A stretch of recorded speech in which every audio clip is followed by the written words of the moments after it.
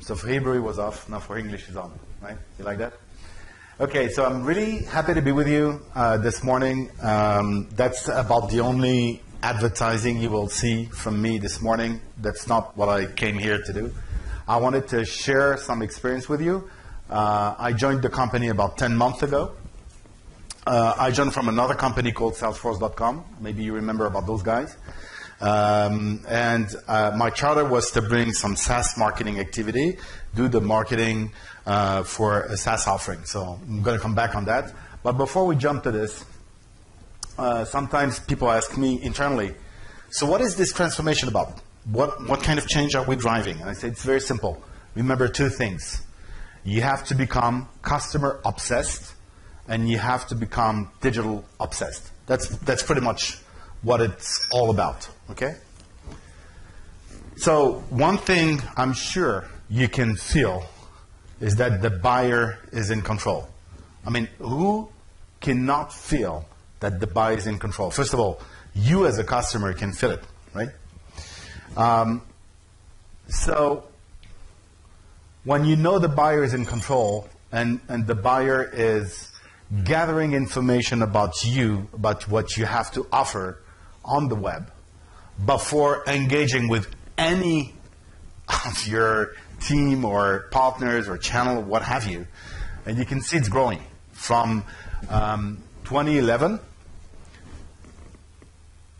You see where it was like above 50%, like 58%, 54%, and now it's at 69%. So before anyone engages with your brand directly, they already gathered information from you on the web or on social networks. Yeah. So if you're not found early, you better do something about it.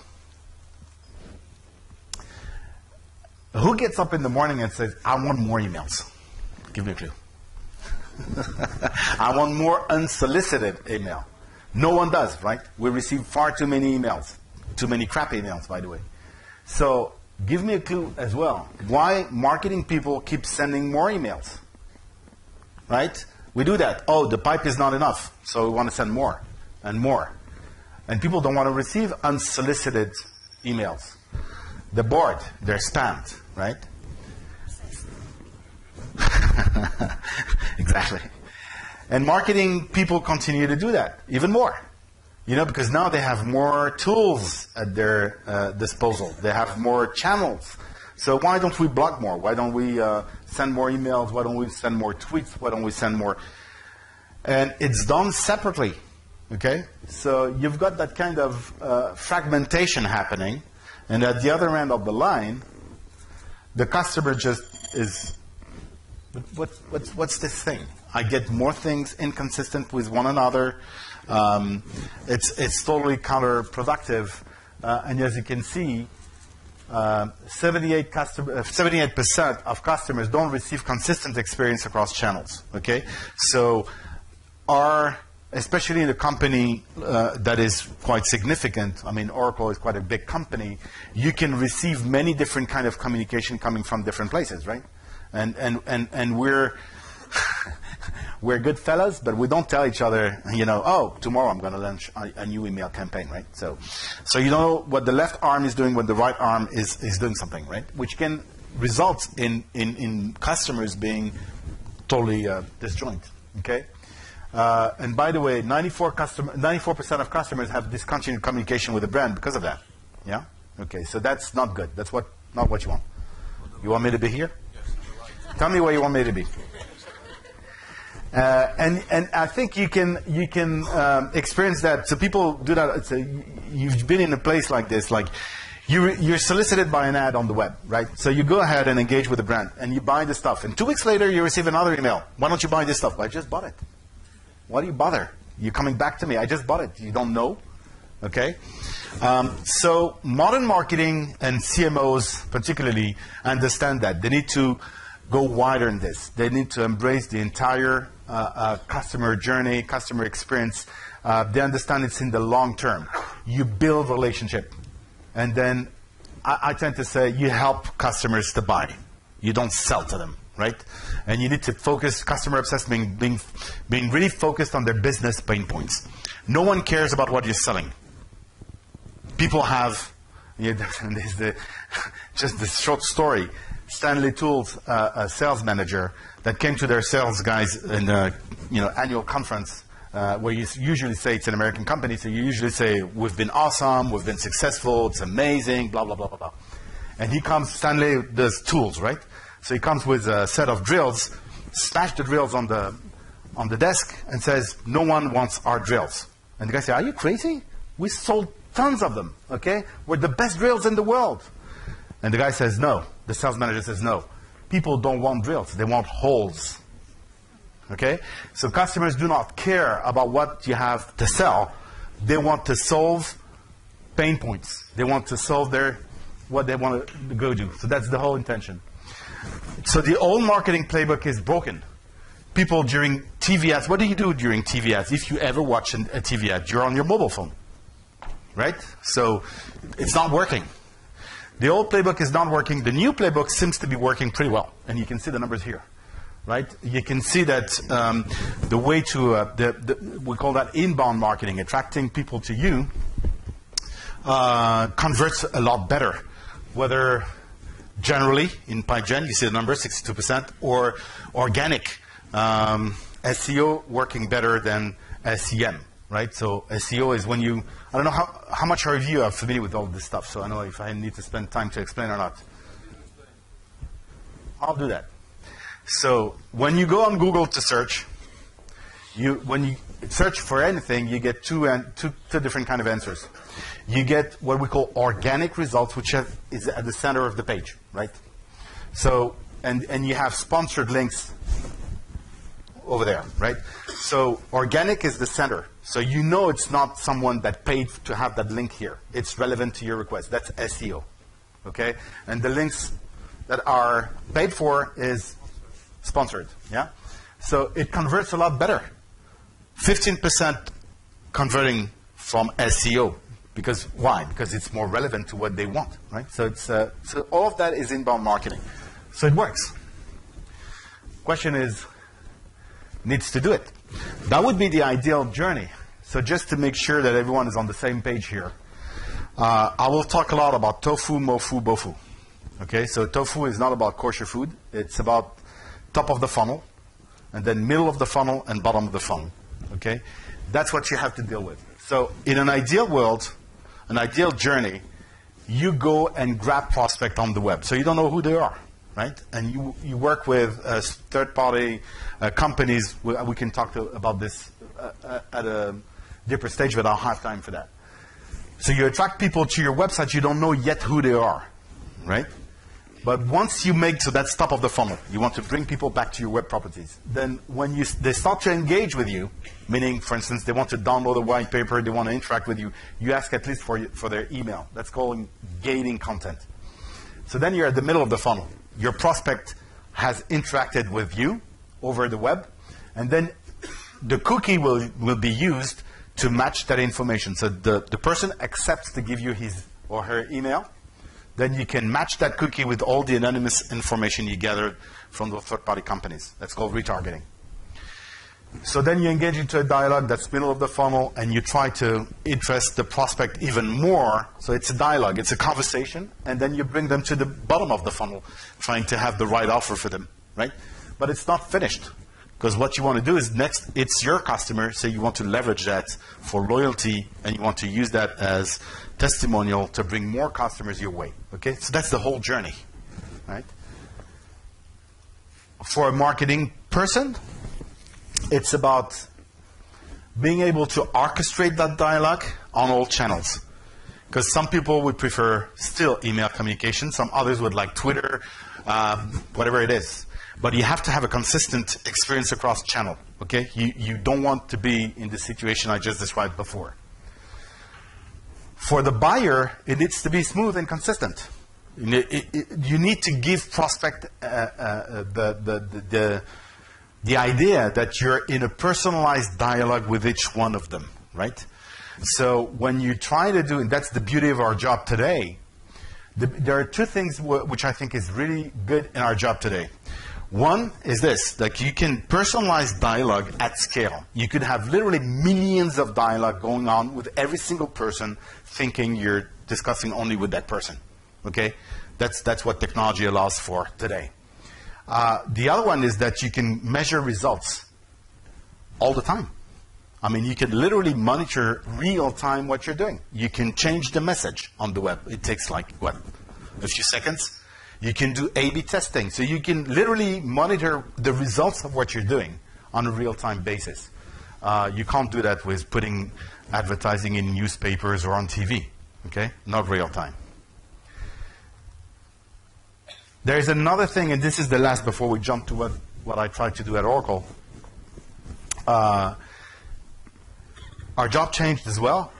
Before, people were, we were chartered to do a lot of awareness. Let's do a big buzz out there.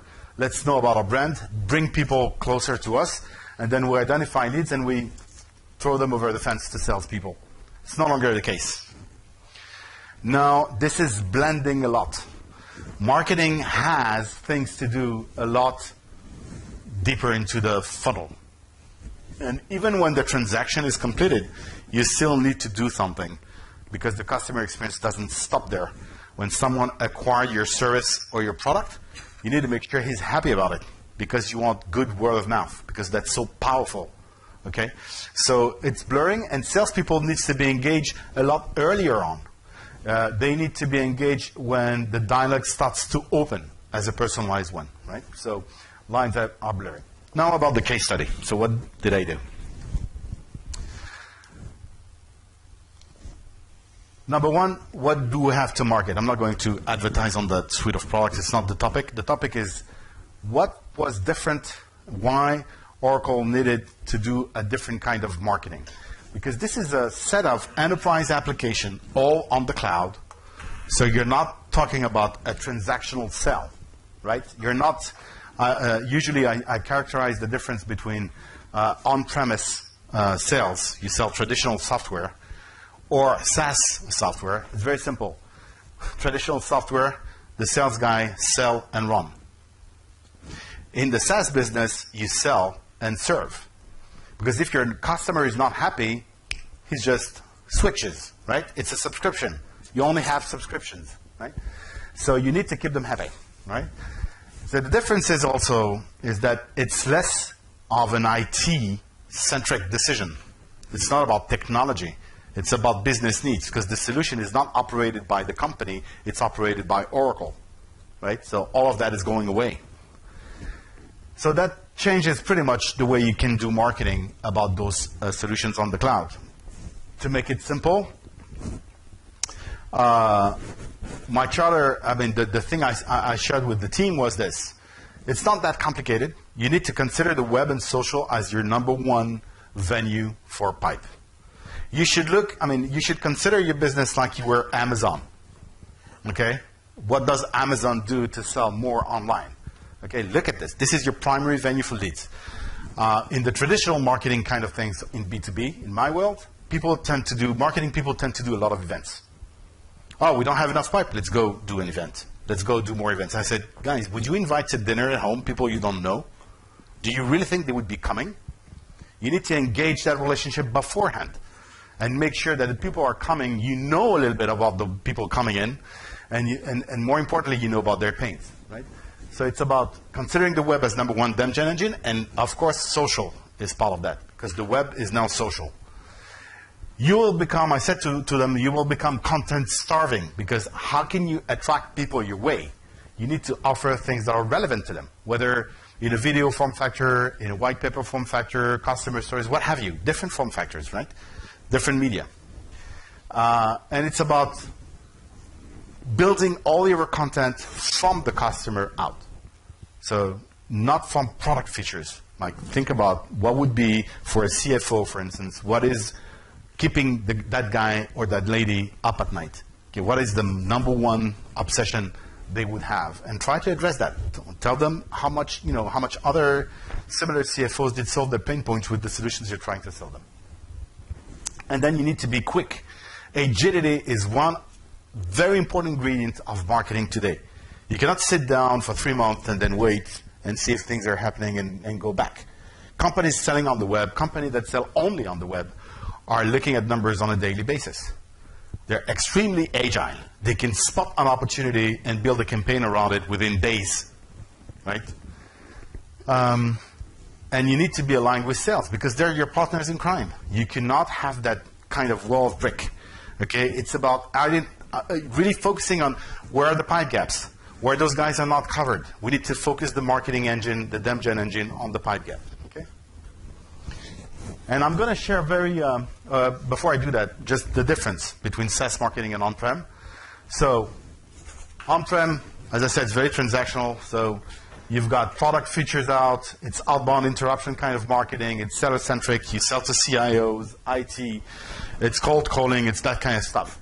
SaaS marketing, it's about attracting people to you. So it's about business outcomes. It's inbound marketing. It's buyer-centric.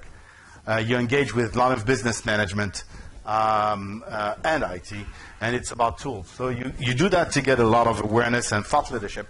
So people will start to listen to you, be interested, and then you attract them to your web properties. You gauge the content to know them, and you try to bring them to the bottom of the funnel, okay? And you measure that all the time. And you have what we call nurture cues. Nurture cues is continuing dialogue, okay? One person doesn't buy that kind of solution or just like that overnight. So you need to keep that discussion open at all levels of the pipe. So I'm going to share with you now a very candid assessment of what I found 10 months ago, right? I can disclose to a certain point what was my assessment, but candidly, it's without the numbers, that's pretty much what I assessed. I told them, number one, we need to be customer-centric and add more digital skills. So I don't know how your marketing team are built, but you probably have people you work with for a long time, have been with you for a long time, and maybe not that digital savvy. That's fine, but you need to blend people with some people that are born in the digital age, that live and breathe digital, because they understand the dynamics of it. Mix and blend those people, and they will teach each other very good things. But you need to do that. You need to train. You need to work on your content and stuff. Second thing, you need to work on demand generation together with all the stakeholders of demand gen. So those are telesales people, telemarketing people, sales people, support people, and you need to bring them to one vision. Do we see the same thing? Do we see where we have gaps? Do we see where we want to focus the demand generation machine, right? So one vision, one team. Okay, it's not marketing. If you have disconnection between marketing and sales, you're in a bad situation. You need to have those two teams working hand in hand. Understand each other because they have a very different job. And one strategy. What are we after? Okay? And again, agile plays a very important role here. You have to be very agile. And you have to manage your web funnel very carefully from the top to the bottom. Okay? You have to measure it. So you have to gate content. You have to increase the number of opt-ins, the number of people you're allowed to send email to that are not unsolicited, that will be on purpose.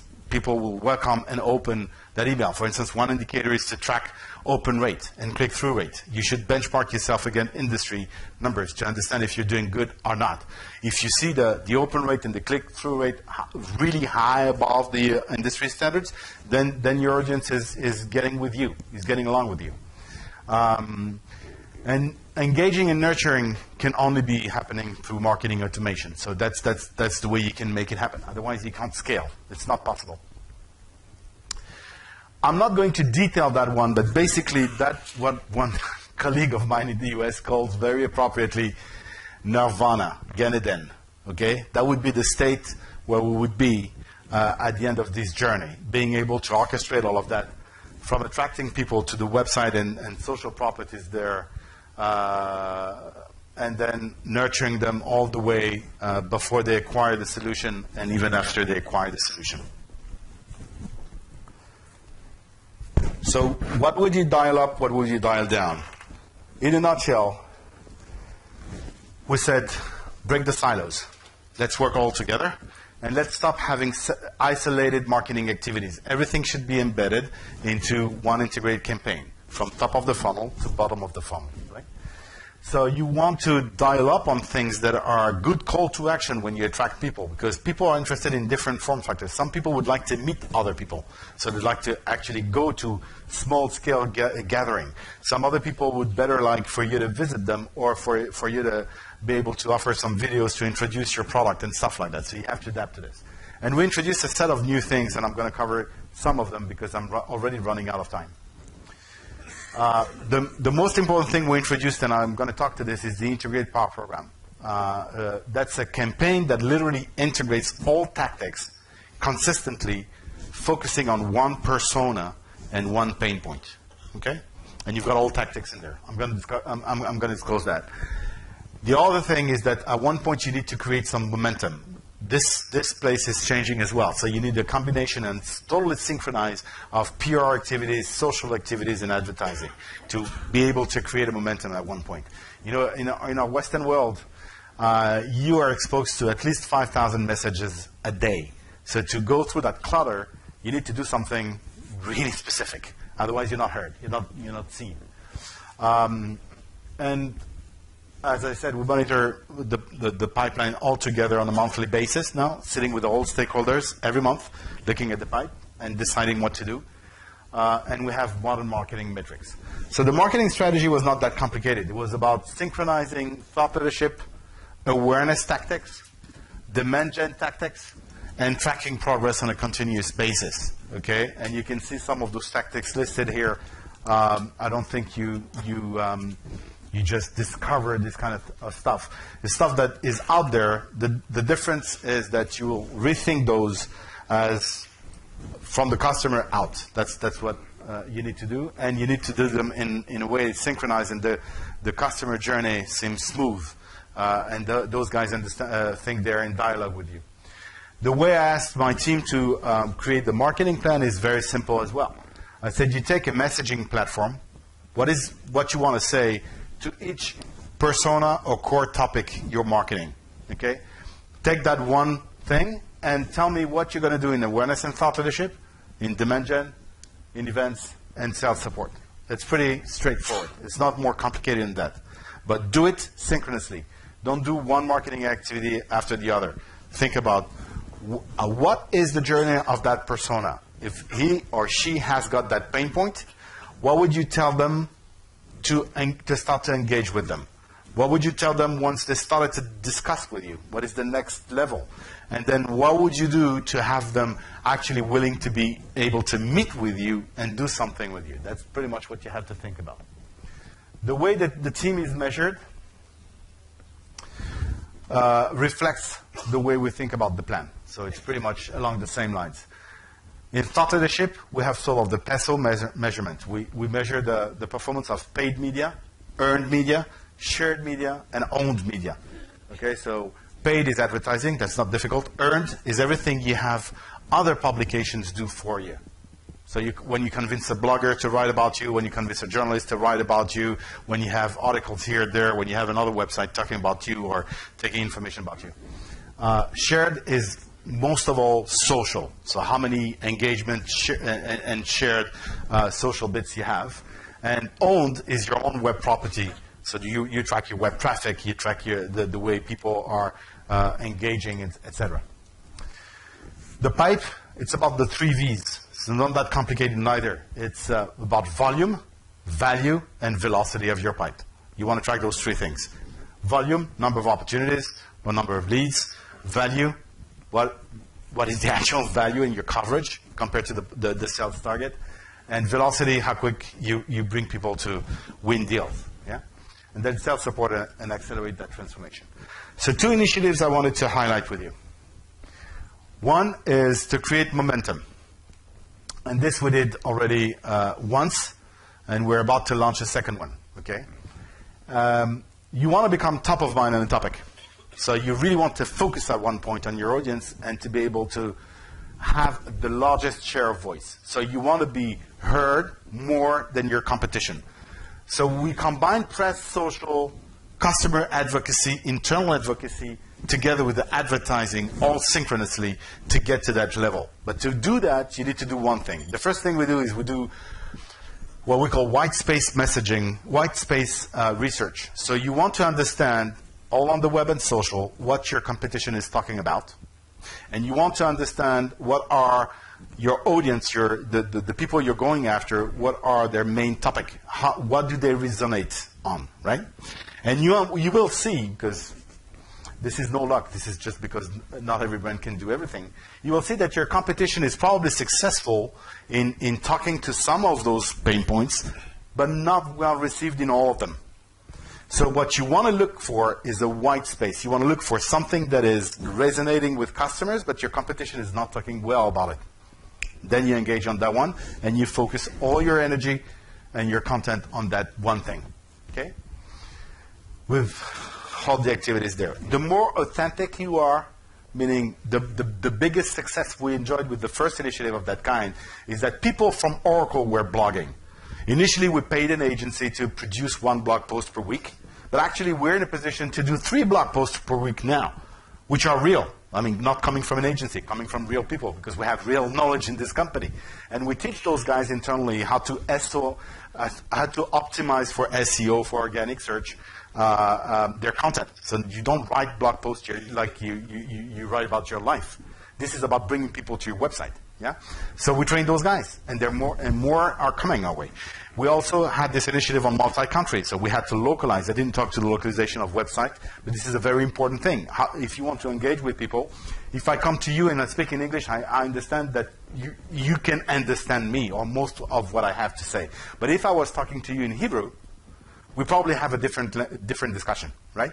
Same thing on the web. So localization is so important.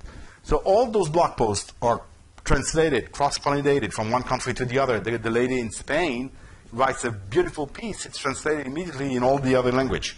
So you can have it in Italian, in French, in German, in English, and I hope very soon in Hebrew. Yeah. So that's the first one. Okay. So it's about authenticity, bringing people, creating the internal momentum first. Blogging is so effective you would not imagine.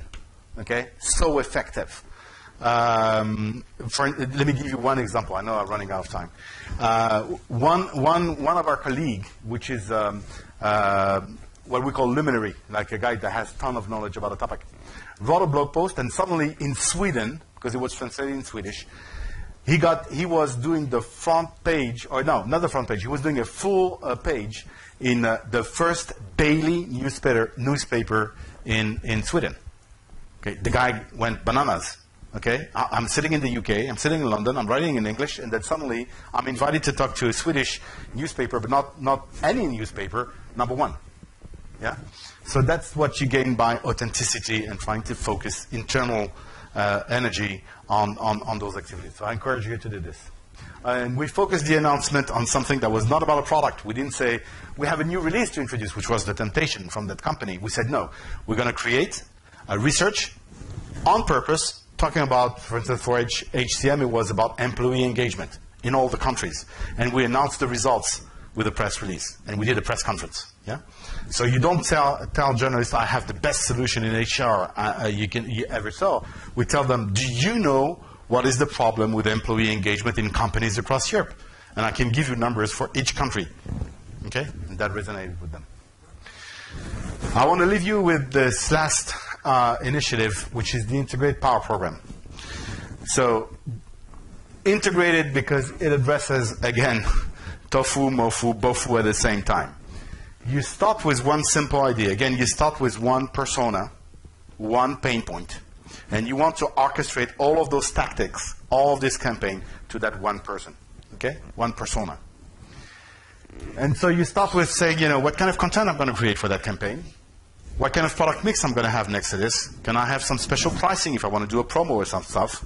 I want to do some spiff for the sales guys to be excited about this because you're going to create some momentum. You want to train them. You want to train beforehand. You want to train salespeople, telesalespeople, telemarketing people to understand what is it all about, because you're going to say, this is the pain point. This is how you address the pain point with the customer. Here are the customer stories you can tell them. Here are other customers that solve that same pain point, and you can share that with them in whatever shape or form. You will make sure that you have enough population in your target list. If you don't have enough, just go ahead and do that before you launch your campaign. and then you do your marketing launch. You bring everyone together, you do kickoff call, you open the landing page, and you have all your call to actions lined up, like the webcast, the events, whatever you want to put as call to actions at all level, top of the funnel, middle of the funnel, and bottom of the funnel. And you can also attach, that's what was very important for us, you can also attach outbound activities. So you still have people doing outbound calls. And I said to those guys, I don't understand. You're doing outbound calls, you're calling people all day long, you don't even look at what marketing is doing on the other hand. Yeah? Give me a clue. Let's test this room. Would you do a promotion during advertising period or outside of advertising period? It's a no-brainer. Everyone would tell you, I will do promotion during the advertising period. So I said to those guys, why are you calling people not taking advantage of the advertising and all the things we're doing in marketing? So we attach an outbound tactic to the Integrated Power Program, right? I'm going to save you this. I'm going to go real quick on this one, on this 3 slides. So the Integrated Power Program was about to create thought leadership, get more leads coming our way, inbound, not interruption marketing, attracting people to us, collaborating between all constituents that are part of the pipe generation, so from sales to marketing to telemarketing, and attract net new names. Because the strategy here is to go after people we don't know, right? Because we used to sell to IT folks, we want to get more of LOB folks. Then it's persona-based, so you really think the content from your prospect out, okay? You do it multi-touch, which means that it could have different form factor because not everyone, as I told you, is receiving each information the same way. Some are more video kind. The other ones like to read, like CFO like to read a lot. People in marketing like to watch video, like what you did today, right? And multi-channel. On all channel, we discuss about this. And then this is the process. You know, you have online channels attracting people to you. You engage with them, so you would like them to get some more details about them the more you go. So, for instance, we do progressive form. Initially, we ask basic information to you for the first download, right? For the first thing you do with us, like email, your name, your company, that's it. And then over time, you want another thing, you want to download another thing, and you want to do other things with us, then we ask more details. So you give more information about yourself over time. So we have to offer more content to you, okay? So that you come back, that you keep engaging in the dialogue. And then we do lead scoring. That's a very important one. How many of you are doing lead scoring today? Okay, for those who are not doing lead scoring, you're wasting the time of your salespeople, you're wasting the time of your marketing people. Lead scoring can tell you automatically whether a contact that is on your website is matured enough to go to anyone in your sales organization to take care of them. Okay? So that's what it does, based on the authority to buy, on the need, on the body language, what this person has been doing on the web. Not only with you, with other websites. I would have too many things to say there. So we do lead scoring. When the lead score becomes high enough, then we hand it over to telesales folks, right? Those telesales folks would engage into a real dialogue with the prospect, and then we would hand it over to sales if the opportunity is good. So obviously from traffic, from WhatsApp traffic, from engagement, we're driving more pipe, more revenue. That's the idea. And a campaign would look like that. Like you would orchestrate the campaign and put it in your marketing automation tool. Obviously, we're using Eloqua, but it could be another marketing automation tool. And we do also retargeting. Retargeting happens a lot on commerce sites. It was really new for Oracle to do retargeting on a B2B activity. But I encourage you to do that. If you're on B2B activity, you can now use retargeting. It's very effective. And basically, you all been receiving retargeting at one point. And I'll do that very quick. You go on a website to buy whatever you want to buy. Okay? Pair of shoe, book, whatever you want to buy. And then you go on a news site because you want to see what is happening on the news, and you see an advertising about the thing you just looked at on the other website you were before. You say, but how come? Yeah? I think it happened to you at least once. Okay? That's called retargeting. Because we follow you with the cookie everywhere. Okay? So you want to do more of that. You want to know better people out there. Into the job, I wanted to share with you what kind of results we got. Okay? It's not long of a period.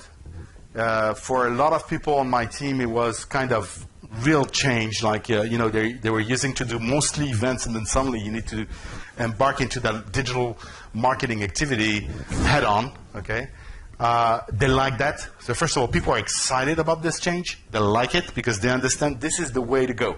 So don't be ashamed to bring your team to the mix and educate them on this.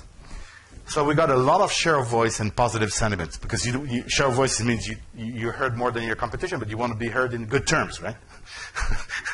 So we had, on all the momentum campaigns we had 100% positive sentiments, not 100%, 70% and 30% neutral. We had no negative sentiment, which means that we didn't upset anyone out there.